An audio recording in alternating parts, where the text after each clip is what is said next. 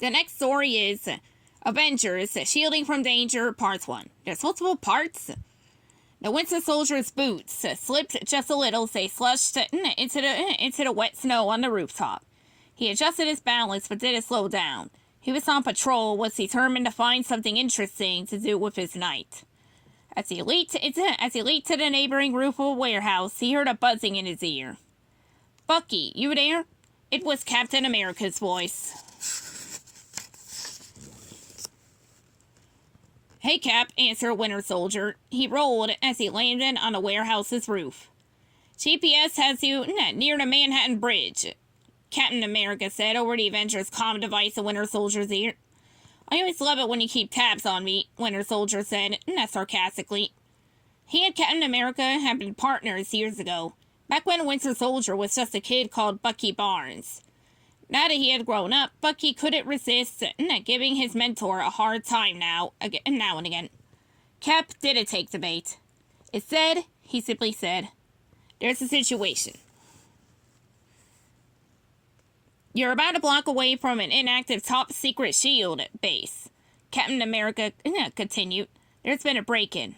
"Address?" Winter Soldier asked. Bucky didn't mind taking orders, as long as they were from Captain America. "Underground at the corner of Morris II," said Cap. "The facility has been made to look like a standard construction site." "Wow," Bucky said as he reached the site. He was impressed. "Now that's a disguise."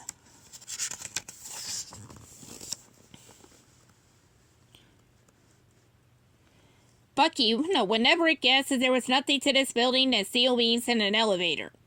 "The alarms went off on sub-basement 2, said Cap. "They've been using the lab there to store a miniature force field projector. I've just learned that Taskmaster is trying to get his hands on it. I'm on my way, but it'll take me a few minutes." "Take your time," Winter Soldier whispered so he wouldn't be overheard. "I've been looking for some action tonight anyway." Winter Soldier turned the volume on his comm unit down low. Then he held his breath for a second. He listened to his surroundings and scanned the high floor of the building with a few cautious glances. Then he moved carefully toward the elevator. He placed the palm of his metal hand against a display panel by the elevator's doors. The screen flashed red. Bucky's fingers flexed. A pulse shot from his hand. The screen turned green. Winter Soldier smiled. His metal arm had saved the day so many times on his missions. Tonight was proving to be no exception. After a moment or two, the elevator doors opened with a ding. Suddenly, a laser blast that struck Winter Soldier. Luckily for Bucky, it barely grazed his metal arm. In front of him, 2 spinning drones that shot off more laser blasts. Winter Soldier jumped into the air. His fingers found a beam above him, and he swung himself up. The drones hummed as they followed.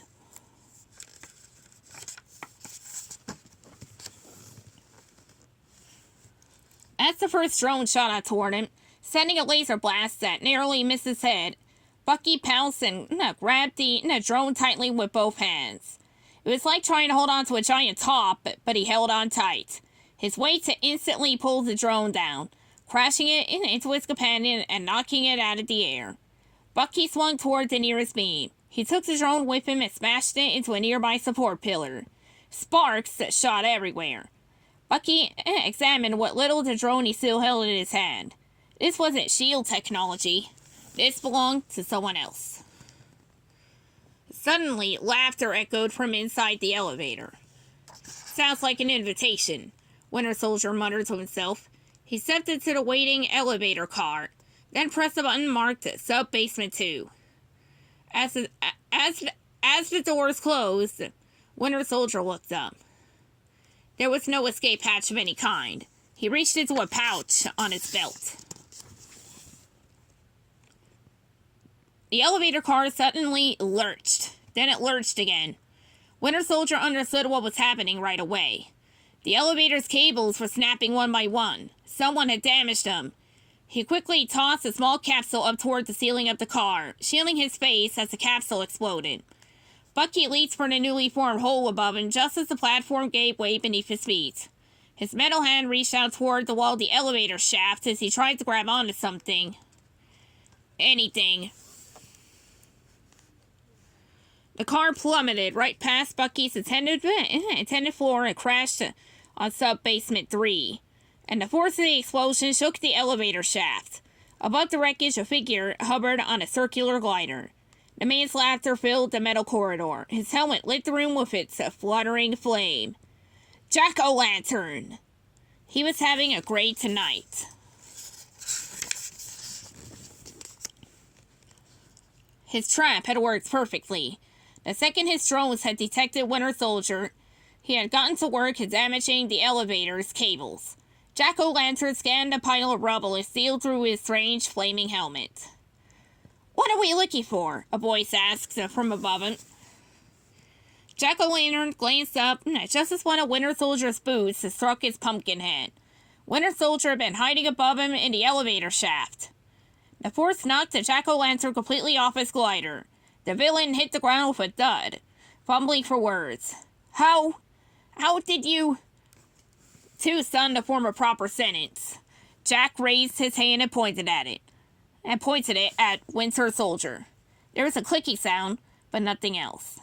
Jack-o'-lantern's wrist blaster wouldn't fire. It had been damaged in its fall.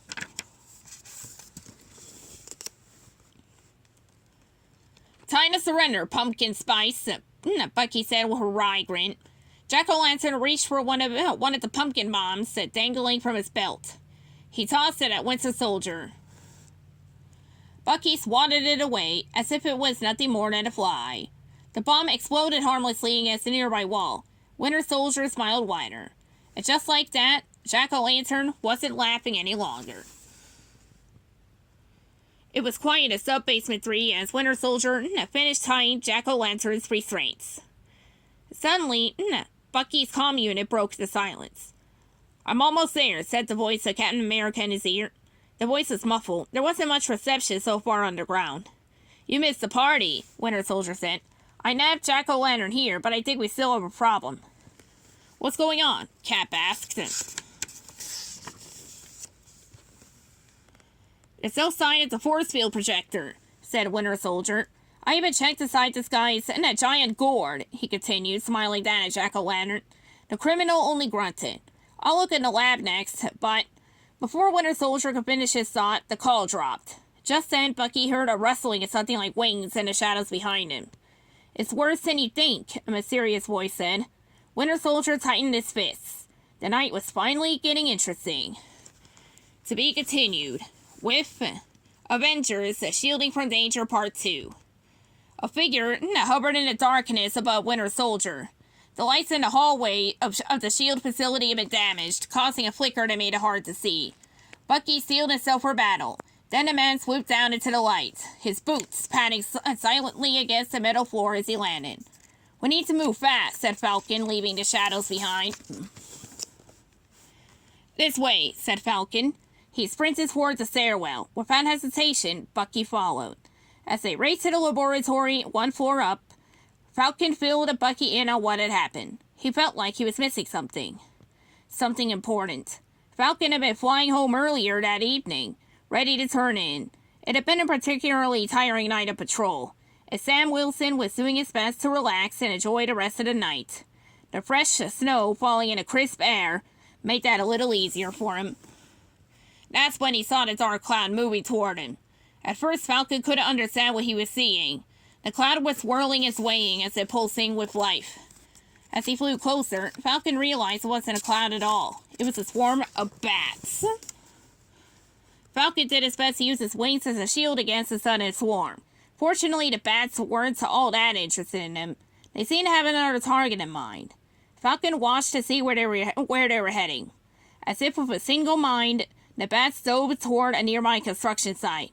"What in the world?" Falcon said under his breath. Then he put his wings to his sides and dove to follow. As he closed in on the bats, Falcon could see that they were flying straight toward an elevator at the center of the abandoned site. The doors to the shaft were open as if expecting the winged creatures. Falcon clenched his jaw and dove faster. He dove into the empty elevator shaft after the bats. The doors were closing, but Falcon managed to make it through before they slammed shut. Falcon felt like he was diving forever as his eyes adjusted to the dark elevator shaft. He realized that he and the bats must be far underground by this point. This empty construction site wasn't what it appeared to be. Finally, the bats exited through the open doors of a floor marked the sub-basement 2. Falcon slowed his speed and landed just outside the elevator. The hallway was completely deserted. The corridor was lined with glossy metal walls and thick steel doors that were locked tight. High-tech security cameras were mounted on the ceiling, each with a broken lens. Falcon recognized the technology right away. This was a shield base. The hallway stretched out in front of the hero. Falcon could see the flutter of wings near its end. It was seen to be the light of an open door. He had to take it more than a few steps forward when 2 bat-shaped throwing stars shot into his wing. Falcon had no time to react. Suddenly, a much larger bat was headed straight for him. As Falcon bent backwards to dodge the speeding bat, he realized what he was actually facing. It was a glider. One used by a villain he and Captain America had faced many times in the past. A criminal who just happened to be able to control bats. When I called for reinforcements, I wasn't expecting anyone human, said a voice from down the corridor. Falcon's suspicions had been confirmed. Blackwing, the Sam said, as the villain's glider crashed into the wall behind him. Blackwing reached into his cape and pulled out a battle baton. Without another word, he charged at the hero, his bats leading the way. Falcon took to the air. There wasn't much room to move around in the tight corridor, but he wasn't in the mood for anything fancy. Anyway, Falcon simply flew directly at Blackwing. Now, Falcon pierced at the cloud of bats like a javelin, hurtling towards his target. Blackwing's eyes widened as he saw this bullets of a man heading straight for him. The villain tried to dodge the hero, but it was too late. Blackwing was knocked backward through the open doorway at the end of the hall and into a glass countertop in the high-tech shield laboratory. Sam was still in motion and flipped forward off the villain. He was instantly back on his feet. Blackwing wasn't as graceful. He lay on the ground in a pile of broken computer components. He tried to speak, but let out a pitiful groan instead.